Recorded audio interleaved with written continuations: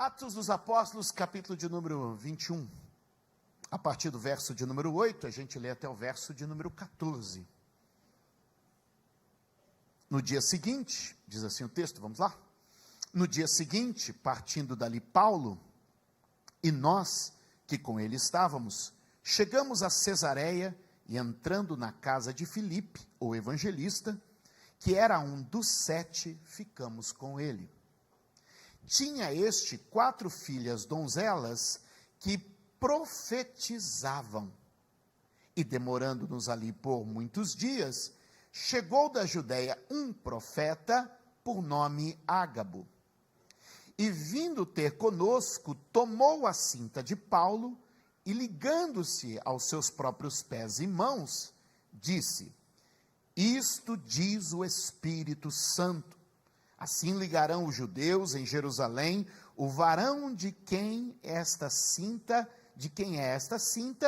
e o entregarão nas mãos dos gentios. E ouvindo nós isto, rogávamos, tanto nós como os que eram daquele lugar, que não subisse a Jerusalém. Mas Paulo respondeu: O que fazeis vós chorando e magoando-me o coração? Porque eu estou pronto, não a só ser ligado, mas ainda a morrer em Jerusalém, pelo nome do Senhor Jesus. Verso 14. E como não podíamos convencê-lo, nos aquietamos, dizendo, vamos ler todos juntos o final? Faça-se a vontade do Senhor. Vamos ler mais uma vez? Faça-se a vontade do Senhor.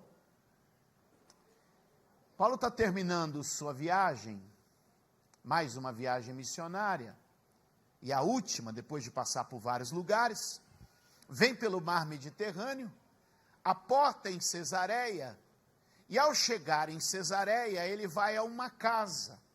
O texto descreve para mim e a você, que é a casa de Filipe. Este Filipe, preste atenção, tem uma informação importante aí. Este Filipe é um dos 7. Que 7, pastor? Talvez seja a tua pergunta. Estes 7 são aqueles que em Atos 6 são escolhidos para servir a mesa. Escolhidos para servir a mesa. O que nós estamos vendo nesse momento é que Paulo está entrando na casa de um homem que no passado foi escolhido para servir. A igreja estava expandindo, a igreja estava avançando, e agora era preciso cuidar melhor das viúvas, servir a mesa, tomar algumas providências, e amados, eles escolhem 7 homens cheios do Espírito Santo, de boa reputação, e que já caminhavam com eles. Este Filipe fazia parte, guarde isso, ele fazia parte de um grupo seleto, é a primeira geração de diáconos, é a primeira geração de gente chamada para servir. E agora, quase 20 anos depois, a casa dele é uma casa de referência. Posso liberar algo aqui para a tua vida? O serviço que você presta hoje está criando um futuro que você nem imagina. Alguém podia olhar e dizer assim, foi escolhido para servir mesa, hein? Que belo trabalho no reino. Deixa eu te dizer, gente nobre serve. Na nobreza do serviço se constrói ministérios, se constrói fortunas, se constrói referências. Na nobreza do serviço, gente cresce.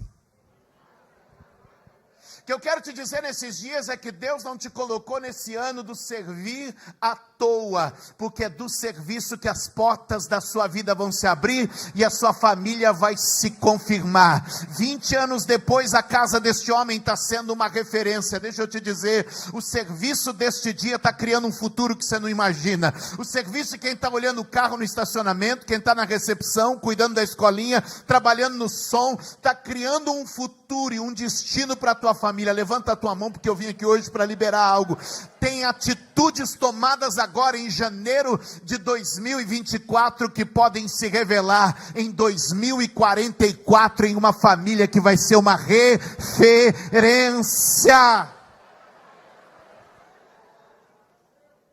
Segure na mão de alguém e diga: não se incomode em servir. Diga para essa pessoa: servir é coisa de gente nobre e resolvida.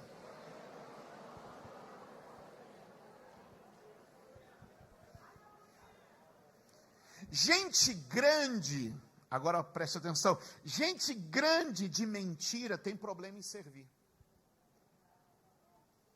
Porque gente grande de mentira, ele só tem um jeito de ser grande, fazer o outro.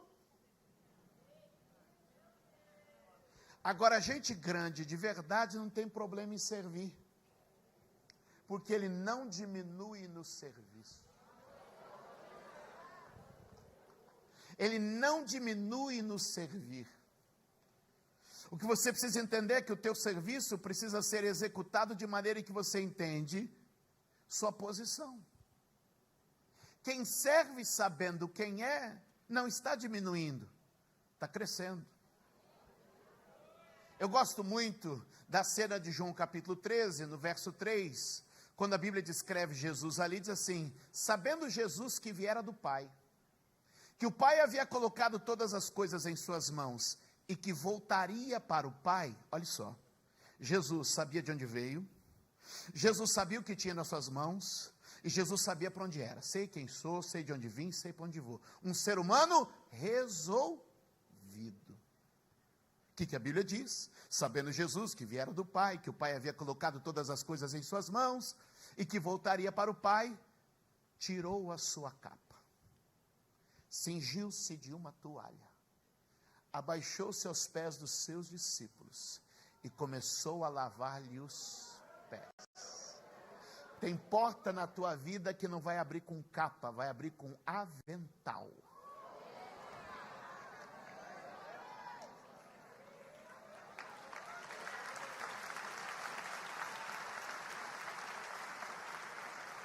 Porque a gente vive uma vida, muitas vezes, buscando: eu quero a capa, pastor, eu quero a capa, onde é que tem a capa? E a gente está correndo atrás de capa.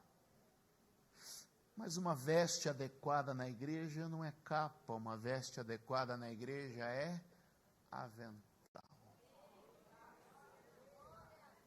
É correndo atrás de muito manto, que muita gente não saiu do lugar.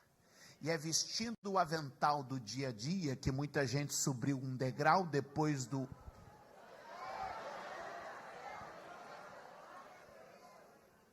A Bíblia diz que Jesus então abaixou, lavou os pés dos seus discípulos.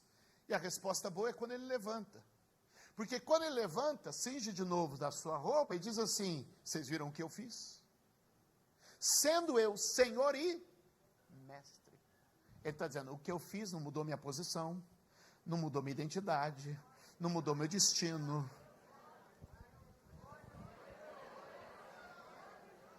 O que eu estou te dizendo é que no serviço tem uma oportunidade de mudança de história. Que no serviço é que se revelam os grandes. Às vezes a gente está disputando posição e Jesus está dizendo: dispute serviço. Porque quando Jesus, em Lucas 22, vai apresentar sobre isso, ele vai dizer o seguinte: ei, no mundo as pessoas estão procurando lugar. Havia disputa entre os filhos de Zebedeu: senta uma direita, senta outra esquerda. A mãe tinha essa ideia, é posição. Se eu sentar no lugar certo, se eu estiver do lado certo, eu vou crescer no ministério. Deixa eu te falar uma coisa aqui. Jesus diz assim: assim é lá fora, entre vocês o maior é o que serve. Jesus faz uma desconstrução: a ninguém chamais pai, a ninguém chamais mestre, a ninguém chamais senhor. Um só é o vosso pai, um só é o vosso mestre, um só é o vosso senhor. Vocês são irmãos. Aí alguém diz assim: mas Jesus colocou todo mundo no mesmo nível. O que vai nos diferenciar? O que vai trazer autoridade? Ele diz assim: quem servir mais, quem se entregar mais, quem se der mais, sobe os degraus do reino. Toque alguém e diga assim: no reino a gente cresce servindo.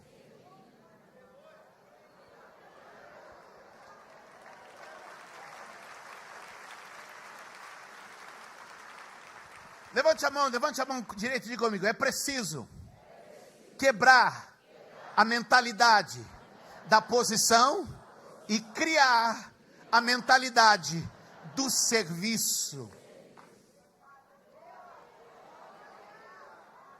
Olha, eu sei que muitas vezes nós somos tomados por palavras que vão querer dizer para mim e para você que a gente é autoridade, que a gente reina com Jesus e que a gente...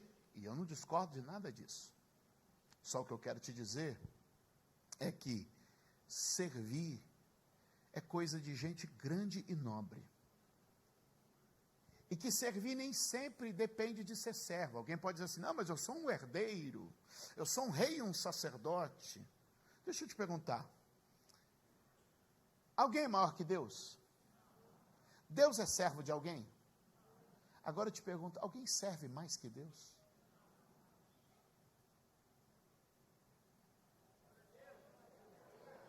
Nunca antes se ouviu, nem jamais se percebeu um Deus além de ti, que trabalha para aqueles, por aqueles que nele espera. Isaías 64:4. Deus tem servido a minha vida e a sua vida, e Ele nunca foi servo. Deus tem me servido com a graça, com o seu favor, com a sua bondade, com o seu amor, e nunca saiu do trono. Deus tem servido com a proteção, Deus tem servido com a sabedoria, Deus tem servido com a sua generosidade, nunca saiu do trono, não perdeu majestade, nem nunca se diminuiu. Eu vim te dizer, há um caminho de crescimento preparado para vocês nesses dias. 2024 é ano de servir, você cria a porta. Esse Filipe começa lá atrás servindo, mas agora a casa dele é a casa que recebe Paulo. E a casa dele é uma referência. Ele tem 4 filhas, as 4 filhas são usadas em profecia. Tem palavra na boca daquelas moças. Tem destino na boca da casa dele. A casa dele é uma casa de destino. A casa dele não era uma casa de gente perdida. A casa dele era gente que tinha apontamento. Posso liberar algo aqui? Pode até aqui a tua casa ter tido uma série de testemunhos tristes e dificuldades, mas eu vim aqui para dizer, ter chegando um tempo, que a sua casa vai ser a referência da casa que tem destino, da casa onde o Espírito Santo fala e revela, da casa onde o Espírito Santo opera e aponta, da casa onde o Espírito Santo realiza e faz. Alguém podia dizer, é a casa daquele homem que só entrega a cesta básica. Depois 20 anos andam dizendo, aquela é a casa onde as pessoas vão para encontrar conselho, direção, sabedoria. Aquela é a casa onde as pessoas vão porque encontraram nela uma referência. Segure na mão de alguém e diga assim, começa no serviço, porque Deus vai fazer de você uma referência. Ei, estende isso para o teu trabalho, se empenha no serviço que Deus te faz uma referência lá. Estende isso para a tua comunidade, se empenha no serviço que Deus vai te fazer uma referência lá. Estende isso para a tua igreja, se empenha no serviço que Deus vai te fazer uma referência. Essa casa de profecia agora está recebendo o apóstolo Paulo. E de alguma maneira o apóstolo Paulo permanece por muitos dias, a expressão que Lucas usa, muitos dias. Quando ele usa essa expressão, muitos dias, ele está dizendo assim, ó, não é uma passagem comum. Essa casa é uma casa onde a gente fica. E quando eles pensam, olha, já estou numa casa que é bênção, vem descendo da Judéia um homem chamado Ágabo. Ágabo era um profeta conhecido da igreja alguns anos antes. Ele havia predito uma fome no mundo. Não era o tipo de profecia, olha, eu estou sentindo que tem alguém aqui que tem uma dor no dedinho esquerdo. Não. Ele está dizendo, vem no mundo uma crise, vem no mundo uma fome. E esse cara deu um apontamento, a igreja levantou oferta, supriu os pobres, os necessitados. Era um profeta respeitado, guarde essa informação. O que a gente percebe então nesse momento do texto em que a gente está? Sim, a igreja tem profecia, sempre teve palavra para direcionar, palavra para inspirar, palavra para promover. O que eu estou te mostrando aqui é que a vida da igreja bíblica, a vida da igreja apostólica, a vida da igreja dos Atos dos Apóstolos, a vida da igreja, da primeira igreja, da igreja modelo, era uma igreja que tinha a presença da palavra profética. Então a gente está juntando duas coisas aqui, eu espero que você esteja notando. A gente está juntando o tema desse ano com a proposta da conferência. É o ano de servir, e a gente está debaixo de uma palavra profética. E por que começar o ano debaixo de palavra profética? Porque palavra profética desenha destino. Anote isso, palavra profética desenha destino. É por isso que o apóstolo Paulo vai falar sobre os dons de profecia, 1 Coríntios 12, 1 Coríntios 14, ele vai dizer o seguinte: ei, busque a profecia, busque uma palavra de conhecimento, busque uma palavra de direção. A igreja se moveu através de palavras de apontamento, e eu vim dizer para algumas pessoas que esses dias têm sido dias em que Deus está apontando palavra para o seu povo. Deus está apontando destino para o seu povo. Eu sei que por causa de muitas coisas que acontecem no nosso meio, tem gente resistente com palavra, e toda vez que o pastor usa a expressão, olha, conferência profética, o que vem na cabeça?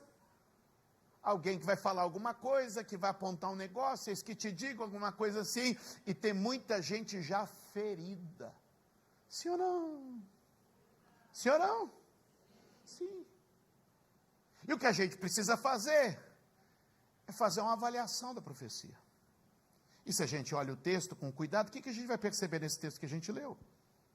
Número 1, a gente percebe credibilidade. O que eu disse? Credibilidade. De onde está saindo essas profecias? Da casa de um cara eleito lá atrás. De alguém que está há 20 anos no ministério. Que estava desde o começo. O que é isso? Credibilidade. Tem família envolvida na obra. Suas filhas estão aqui, sua esposa está aqui, ele está aqui. Aí vem um outro profeta de respeito, de autoridade, que já se moveu na igreja. Tem o quê? Credibilidade. Paulo não está recebendo uma profecia de um qualquer. Ele está recebendo uma profecia dentro de uma estrutura de credibilidade. Ei, quantos anos essa igreja está aqui? Quantos anos os pastores têm servido a nação? O que eu vim te dizer? Você pode abrir o seu TikTok, seu Instagram, seu YouTube, e ter alguém lá dizendo, eis que te digo, se prepara, anote 3 coisas, isso e aquilo, mas eu vim te dizer, receba a palavra debaixo de uma estrutura de credibilidade. O autor, em vez de só dizer a profecia, diz a casa, quem chegou e como. O que ele está dizendo? Existe uma credibilidade. O segundo elemento que eu vou te dar como sugestão é, além da credibilidade, some também a confirmação. Se você volta um pouquinho no capítulo 20, o que Ágabo está entregando e o que está acontecendo na casa de Filipe, Lucas vai dizer o seguinte: de cidade em cidade o Espírito Santo vem falando a mesma coisa. O que é isso? Confirmação. Recebeu uma palavra? Ei, deixa o Espírito Santo confirmar. Deixa o Espírito Santo confirmar. Recebe uma palavra? Tem credibilidade essa estrutura? Deixa o Espírito Santo trazer as confirmações. Aqui ele vai falar, lá ele vai falar. Então, credibilidade, confirmação. Um terceiro elemento que eu quero dar para você, anota isso, é coerência. Por que coerência? Porque se você notar o tom da profecia, ela tem tudo a ver com o chamado de Paulo lá atrás. No capítulo 9, quando Paulo é chamado, ele disse, eu vou te levar perante os reis da terra e os gentios para você dar o testemunho. O próprio Ananias foi o primeiro a ouvir isso. Então a gente tem o seguinte, ouça, credibilidade, confirmação, coerência. Você consegue repetir? Mais uma vez, toda a igreja. Então, se eu estou servindo e estou no ambiente profético, analisei a profecia, pode acreditar, Deus está apontando destino para a sua vida. Pode acreditar, Deus está apontando futuro para você.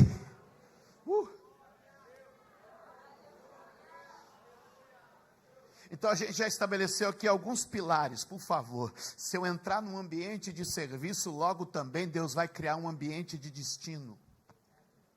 Se eu entrar num ambiente de serviço, logo Deus começa a me incluir nos seus planos. Uau. A Bíblia vai dizer, meus amados, que Deus tem planos. Isaías 55 vai dizer que esses planos são mais altos do que os nossos. Em Efésios 1:11 vai dizer que Ele nos incluiu nos seus planos. O que eu vim liberar para a tua vida hoje é que Deus tem planos e está chamando você para eles. Que antes que você fosse formado no ventre da sua mãe, todos os seus dias foram vistos pelo Senhor e registrados no livro do Senhor. Deus tem plano e tem propósito com você.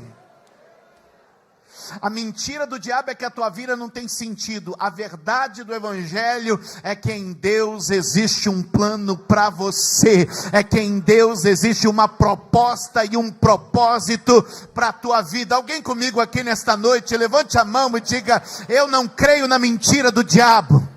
A minha vida tem sentido, a minha vida tem propósito, a minha vida tem plano. Será que você pode dar um aplauso bem forte ao Senhor? Deus te trouxe aqui hoje.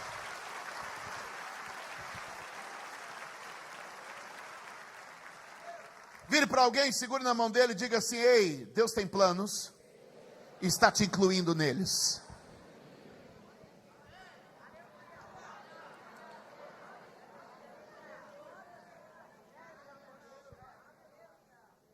Deus tem planos e está te incluindo neles.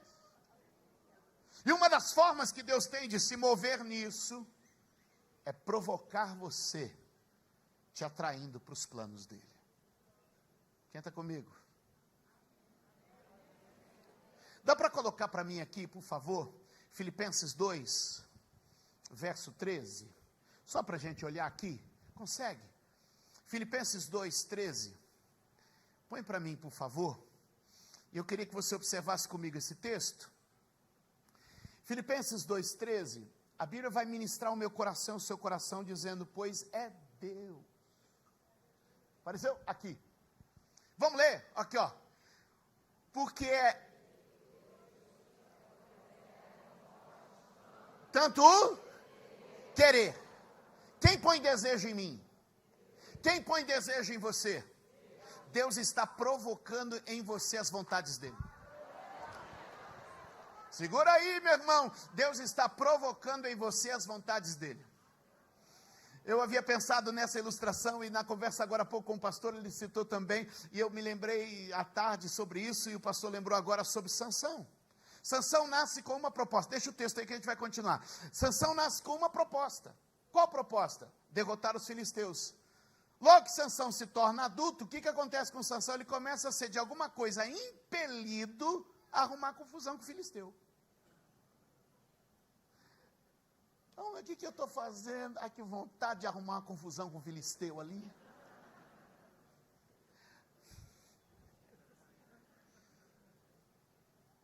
O Espírito Santo estava movendo alguém para ele arrumar uma confusão. Quem está provocando em você? Tem coisas que o próprio Espírito vai começar a indignar você. Anote isso. Uma indignação é uma boa pista do seu propósito. Coisas que estão te deixando irritado, coisas que estão te provocando, são uma boa pista do seu propósito. Sabe aquela coisa que passa, só você vê e ninguém vê, só você se irrita?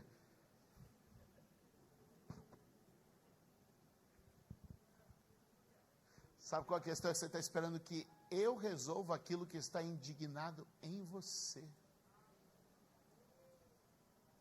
Tem coisas que você está vendo, portanto, vá lá aí. Porque é Deus quem opera em vós tanto o querer como o... Então ele coloca desejo e habilidade. Coloca em você desejo e capacidade de realização. Eu vim profetizar aqui uma palavra. Deus tem provocado você ao seu destino.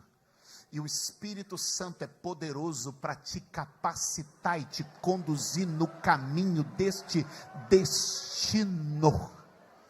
O Espírito Santo vai te provocar e vai te capacitar, vai te provocar e vai te capacitar. Eu creio que o ambiente onde o Espírito Santo desce, há uma porção de capacitação em mim e em você. Quantos podem dizer amém? Aleluia!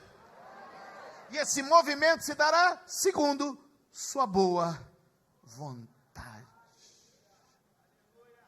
Dê um aplauso ao Senhor. Obrigado. Obrigado. Pode tirar o texto.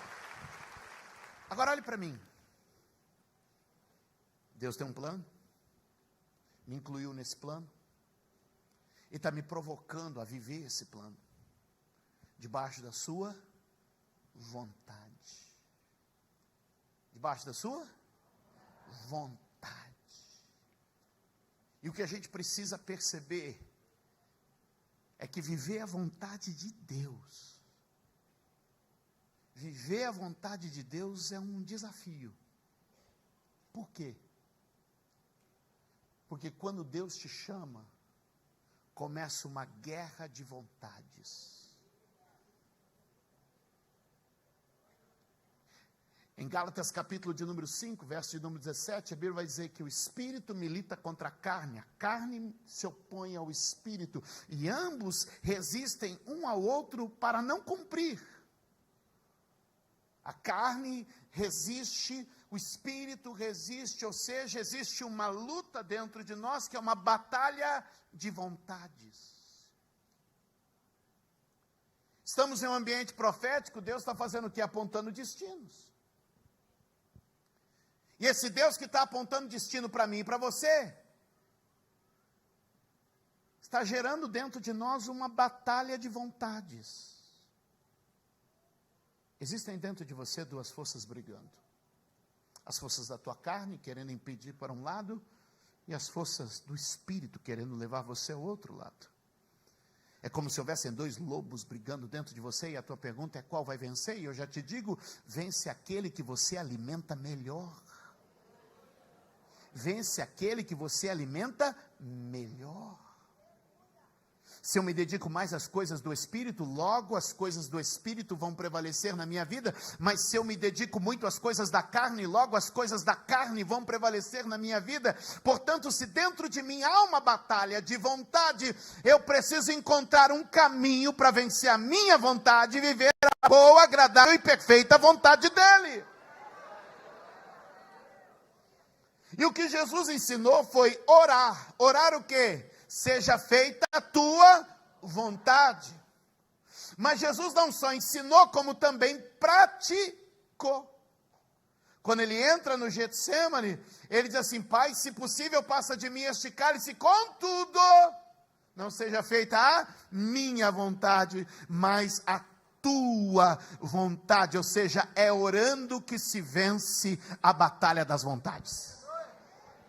Levante a mão e diga: orando se vence a batalha das vontades. Hoje eu vim te dizer que a carne quer te inclinar para um lado, mas o Espírito está te inclinando para o outro.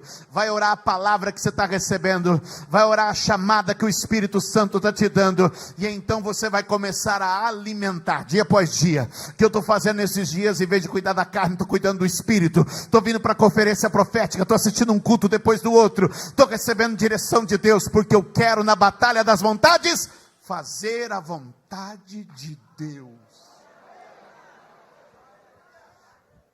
No capítulo 21, no verso 14, a gente termina com essa sentença: seja feita a tua vontade, Senhor.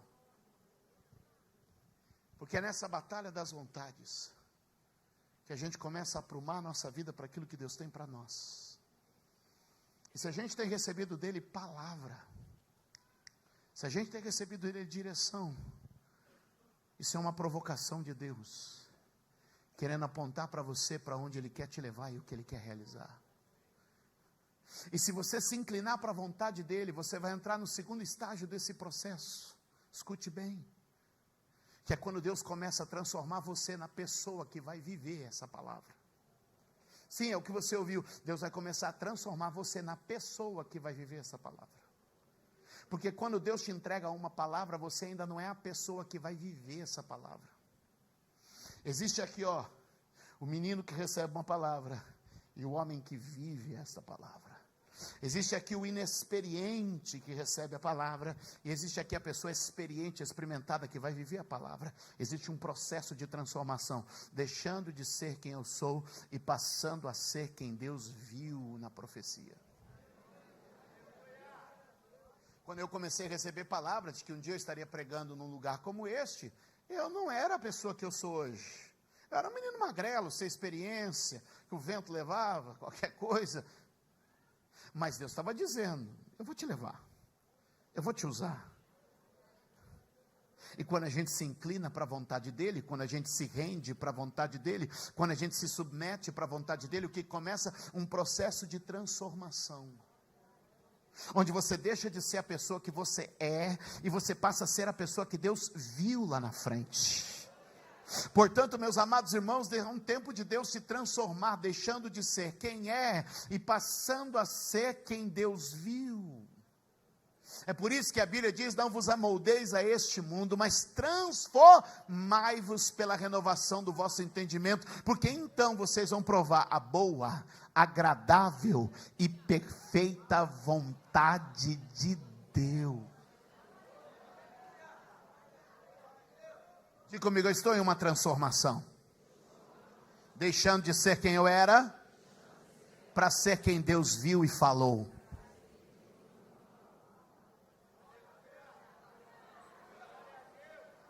Talvez você está recebendo palavras esses dias da pessoa que você ainda não é. Mas que eu acredito que você pode ser até 31 de dezembro. Talvez nesse início de janeiro, Deus está falando de coisas que Ele vai cumprir ao final deste ano, ou no final desta década, eu não sei, mas Deus está apontando para onde você vai e quem você se torna. E esse processo de transformação começa a acontecer, esquecendo-me das coisas que para trás ficam, e prosseguindo para aquelas que estão adiante de mim.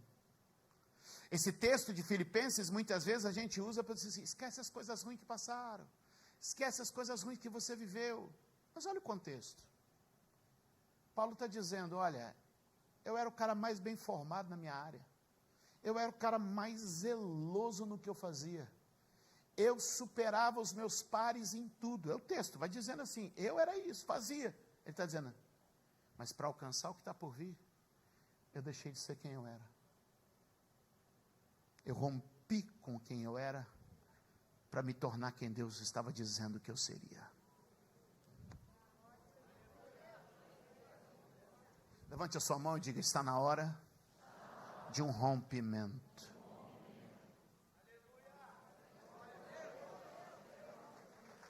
Eu preciso romper com quem eu era. É preciso um romper. E nem sempre é fácil. Nem sempre é fácil. Escute. Quando ouviram que Paulo estava por viver, a Bíblia vai dizer no verso de número 13 que todo mundo começou a chorar. E Paulo disse assim, vocês estão machucando meu coração também. Porque viver a vontade de Deus nem sempre é bonito e belo. Viver a vontade de Deus quase sempre vai ter conflitos interiores. E o que eu quero dizer para você que está agora aqui, para você que está me acompanhando em casa, que o Espírito Santo quer resolver algumas coisas dentro de você, para você conseguir viver a vontade de Deus. Deus trouxe algumas pessoas aqui na noite de hoje, te colocou aqui para ouvir essa palavra, para aquietar teu coração e dizer: ei, vai ter que superar isso se quiser viver bem à vontade.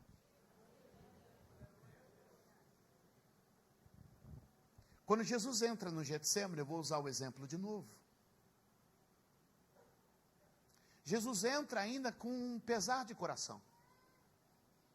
Ele olha para os seus discípulos, seus amigos próximos, e diz assim: gente, estou angustiado, até a morte.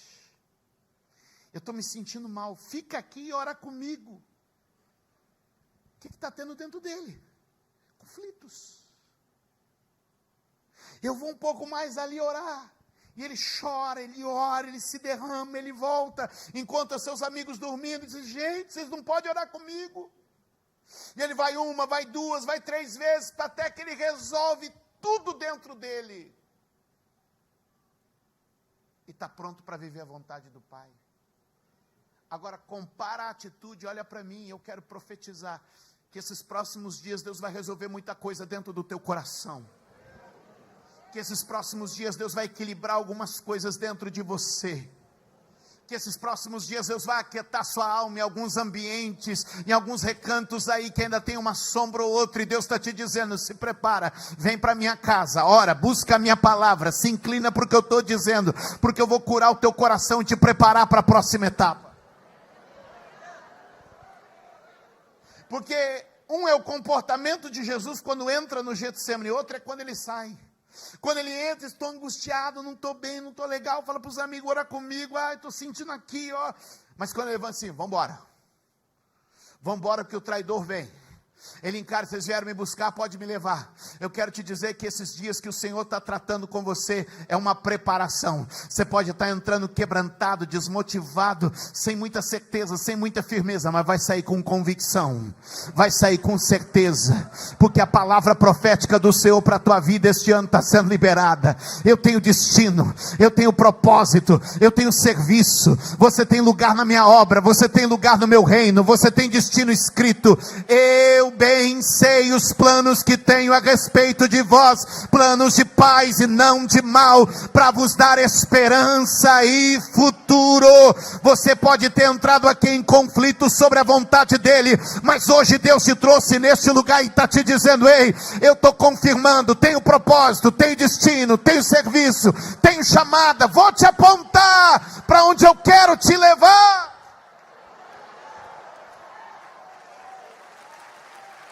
Oh, recalabacharabiaçou. Aleluia! Aleluia!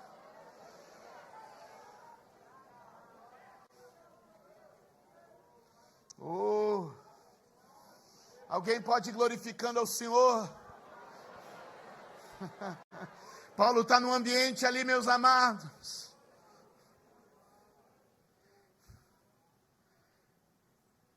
Se possível, colocar para mim 21:14 de Atos, só para a gente olhar o último versículo. Aleluia. Olha esse texto. E como não podíamos, está falando de um homem determinado. Está falando de um homem que está afirmado naquilo que o Pai havia colocado diante dele. E como não podíamos convencê-los, eu gosto da NVI, que a NVI vai dizer o seguinte, desistimos. Não adianta falar com ele está firme no propósito. Não adianta argumentar, não adianta apontar os prós e os contras, ele está firme no que Deus tem. Eu vim liberar uma palavra aqui. 1 Coríntios 15:58. No demais, meus irmãos, sede firmes, constantes, sempre abundantes na obra do Senhor, sabendo que no Senhor vosso trabalho não é em vão.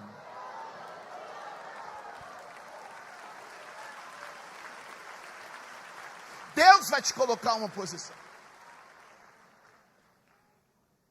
Determinado, confiante, resistente, posicionado.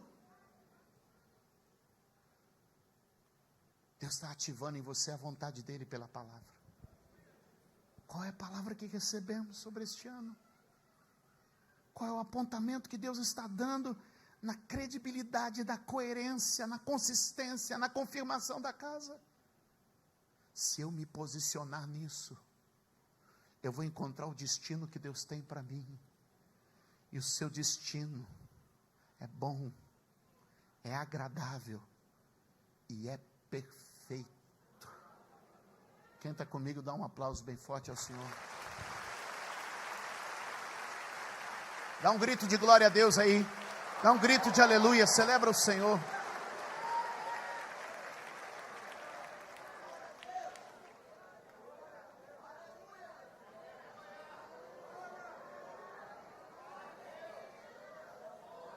Vai declarando: Deus tem uma vontade e me incluiu nela. Deus tem uma vontade e me colocou nela. Deus está me provocando a viver a vontade dele na terra. Por isso, Senhor, eu abro mão da minha vontade para receber a tua vontade. Alguém comigo aqui? Mas na leitura que a gente fez, e eu concluo com isso, na leitura que a gente fez, o profeta Ágabo tem um ponto dramático. E a gente gosta do drama, você sabe disso, né? E principalmente quando se trata de profecia, a gente tem que ter um showzinho, senão...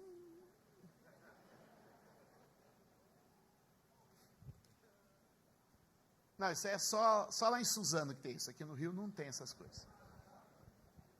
Mas tem um ponto dramático que o Ágabo usa. Você pode me ajudar? Você, vem cá. Tem um ponto dramático.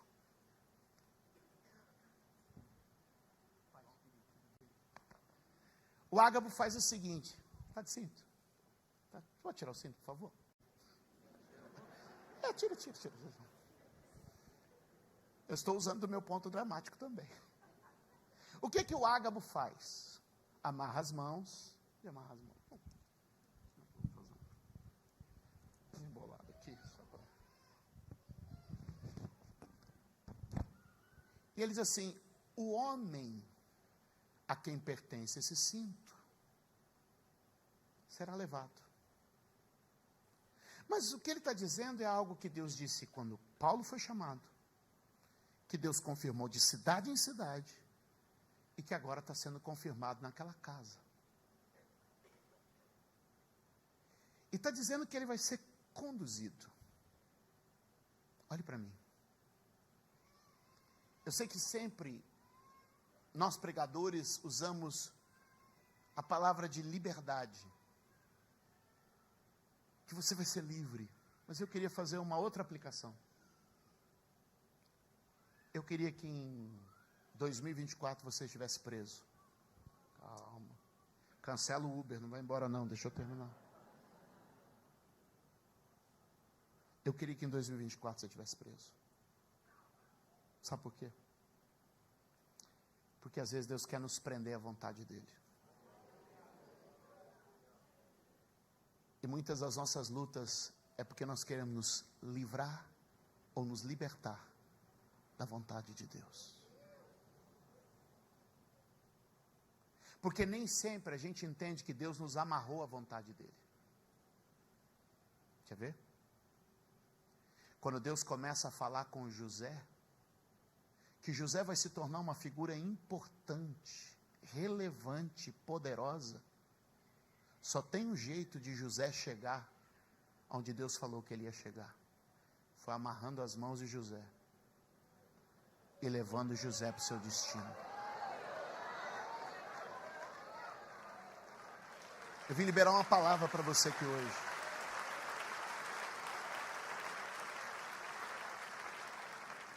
A minha oração nesses dias é: Senhor, me prende à tua vontade. A minha oração nesses dias é: Senhor, me prende à tua vontade para viver o que o Senhor quer.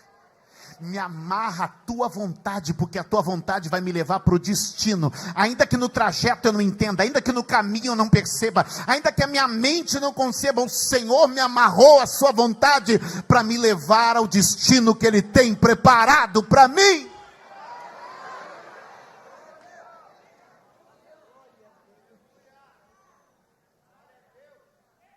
Vire para alguém e diga: Ele vai te amarrar à vontade dEle. E nem sempre você vai entender o caminho, mas acredita, tudo coopera, tudo contribui, tudo soma para o bem daqueles que amam ao Senhor.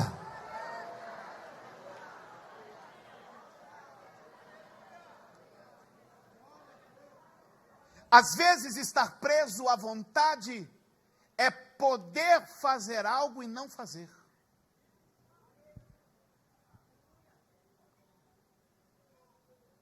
As mãos que foram amarradas no Getsemane, as mãos de Jesus, criaram o mundo, acalmaram o mar, deram vista aos cegos, multiplicou pães e peixes.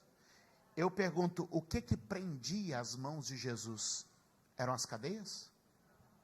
Jesus estava preso a uma vontade. Significa que haverão dias que você vai poder se soltar, vai poder resolver a situação com vantagem para você, mas por causa do propósito, por causa do chamado, por causa da promessa, você vai se deixar levar. E às vezes a gente precisa de um tempo para entender isso. Às vezes a gente está forte demais. Depois da ressurreição, quando Jesus encontra os discípulos à beira do mar da Galileia, no finalzinho do Evangelho de João, Jesus senta para ter uma conversa com Pedro, resolve a questão de ter negado ele 3 vezes, e logo em seguida diz o seguinte: Pedro, você mais novo faz o que quer, vai onde deseja, mas quando fores velho, vão te amarrar pelas mãos, vão te levar onde você não quer, vão te conduzir onde você não deseja. E houve um dia que Pedro já não tinha mais força para resistir, e ele simplesmente se deixou levar e cumpriu o seu propósito. Quem sabe Deus te trouxe aqui hoje e está dizendo: estou te amarrando, mas estou te amarrando na minha vontade, estou te amarrando no meu chamado, estou te amarrando no meu querer. Pastor, vim aqui para ser livre. Seja livre da tua vontade, porque da tua vontade nasce o pecado, da tua vontade nasce a destruição, a morte, a desgraça. A tua vontade é limitada, é tacanha, é pequena, mas a vontade dele é soberana, é perfeita. E agora Paulo está dizendo o seguinte, Deus está dizendo: Paulo, eu vou amarrar tuas mãos, e eu vou te conduzir ao destino que eu tenho te prometido. Na noite de hoje, Deus te trouxe neste lugar, e Ele está dizendo: eu vou te conduzir, deixa eu te levar para o destino que eu tenho preparado para a sua vida. Levante uma das suas mãos, por favor, e receba o que eu estou ministrando aqui agora, na autoridade do nome de Jesus. Deus tem um plano e te incluiu nele. Deus tem uma promessa e te incluiu nela. Deus teve uma ideia e conta com você dentro dela. A sua vontade pode parecer boa, mas ela é limitada. A vontade de Deus é superior. Assim como os céus são mais altos do que a terra, assim são os meus pensamentos mais altos que os seus pensamentos. O que o Espírito Santo está te dizendo é: eu quero te prender aos meus planos em 2024 e te conduzir no centro da minha vontade, porque no centro da minha vontade eu cumpro e faço acontecer.